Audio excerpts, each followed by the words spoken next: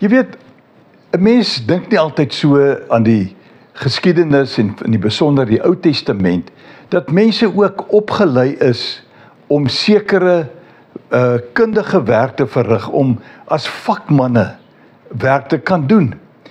Luister 'n bietjie wat lees ons in 2 Kronieke 2 vers 13 tot 14.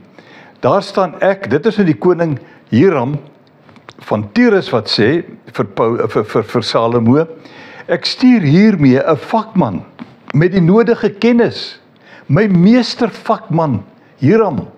Hy is die seun van 'n vrou uit Dan en sy pa is uit Tyrus. Hy verduidelik hierdie man se agtergrond en dan sê hy is vaardig in die bewerking van goud, silwer, brons, yster, klip, hout, pers en blou wol, linne en bloedrooi wol. Baie duidelik dat vakmanne erkenning gekry het vir die werk wat hulle doen. En ek dink ons moet maar kennis neem vandag dat dit steeds 'n baie goeie rigting is om opgelei te word in 'n vak, in 'n taak, in 'n spesifieke rol wat jy met jou hande kan verrig in die lewe waarin ons onsself bevind. Handelinge 18 vers 2 en 3 sê Paulus het hulle, dit is nou Aquila en sy vrou Priscilla, gaan besoek.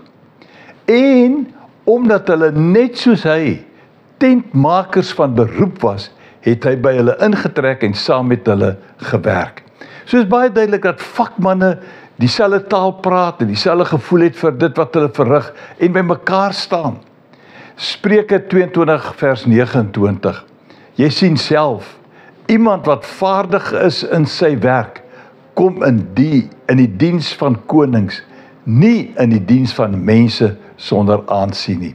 Kom ons wees nie skaam om 'n ordentlike opleiding te kry en ons kinders ook aan te moedig daarvoor en te sien dat hierdie vermoë, hierdie kuns van werk met ons hande baie voordelig is vir ons, vir die mense wat ons bedien, vir die wêreld rondom ons.